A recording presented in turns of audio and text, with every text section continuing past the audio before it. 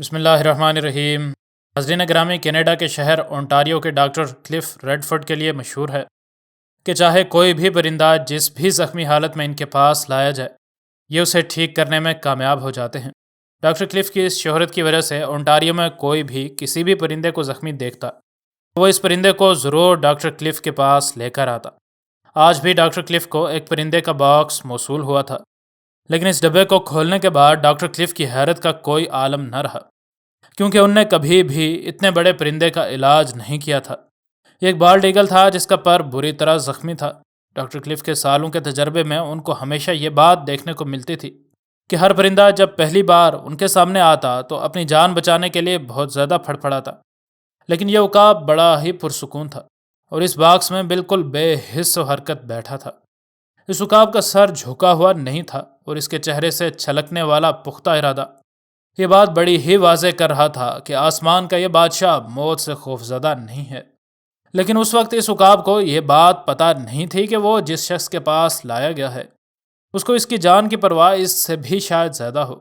اس عقاب کا ٹھیک سے معائنہ کرنے کے لیے ڈاکٹر کلف نے اپنی اسسٹنٹ کو اس کو کمبل میں لپیٹ کر اس ڈبے سے باہر نکالنے کا کہا، اور اس کے بعد اس عقاب کو بے ہوش کرنے والی دوا کا ٹیکہ لگا دیا گیا۔ ڈاکٹر کلف نے اس کے پروں کا ایکس رے کیا تو ان کو پتہ چلا کہ اس کے ایک پر میں موجود ہڈی ٹوٹی ہے اور یہ ٹوٹی ہڈی اب گوشت کو چیر کر باہر آنے والی تھی۔ ڈاکٹر کلف نے سوچا کہ یقیناً اس عقاب کو بہت ہی زیادہ درد ہوا ہوگا، لیکن پھر اس عقاب کو اس قدر پرسکون دیکھ کر ڈاکٹر کلف کے دل میں اس عقاب کے لیے مزید عزت بڑھ گئی۔ کافی بغور معائنہ کرنے کے بعد ڈاکٹر کلف اس نتیجے پر پہنچے کہ اگر ٹھیک سے کوشش کی جائے تو شاید یہ عقاب ایک بار پھر سے اڑنے کے قابل ہو جائے۔ ڈاکٹر کلف نے اس عقاب کی ہڈیوں کو اسٹیل کی پن سے جوڑ دیا۔ اس کے بعد اس کے زخم کو سیل دیا گیا اور ڈاکٹر کلف کی ماہرانہ قابلیت تب سامنے آئی جب یہ عقاب واپس ہوش میں آیا۔ اس کے بعد اس ہسپتال کے سٹاف نے اس عقاب کی بڑی ہی اچھی طرح دیکھ بھال کی۔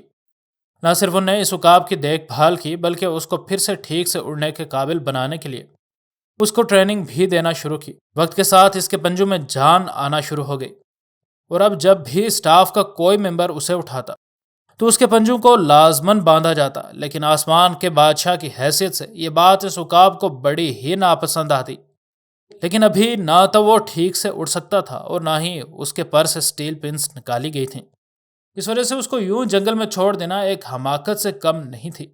ناظرین، سٹاف کے لیے محنت کا ایک تھکا دینے والا عمل ابھی باقی تھا۔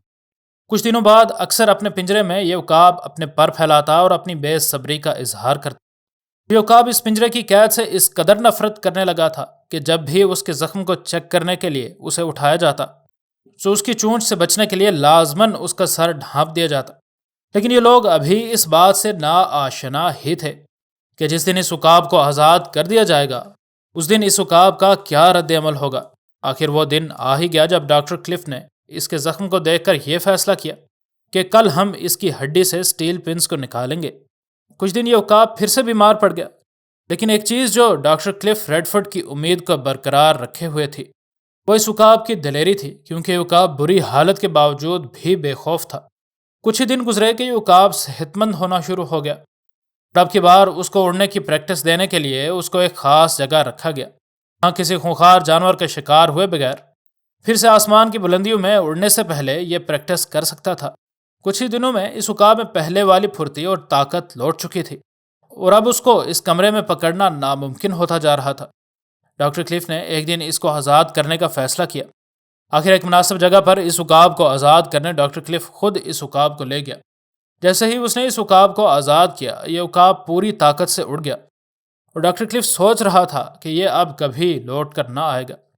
لیکن اس کی حیرت کی تب انتہا نہ رہی جب اس نے دیکھا کہ تھوڑی ہی دور جا کر یہ عقاب زمین پر بیٹھ گیا اور پیچھے مڑ کر ڈاکٹر کلف اور اس کی اسسٹنٹ کو دیکھنے لگا۔ آج تک ڈاکٹر کلف کو عقاب کی وہ آخری نظریں یاد ہیں، کیونکہ ڈاکٹر کلف جانتا ہے کہ بے شک یہ جانور بے زبان ہوتے ہیں، لیکن جس شخص نے ان کو بچایا ہوتا ہے یہ اس کو کبھی نہیں بھلاتے۔ انشاءاللہ ملتے ہیں اگلی ویڈیو میں۔ فی امان اللہ۔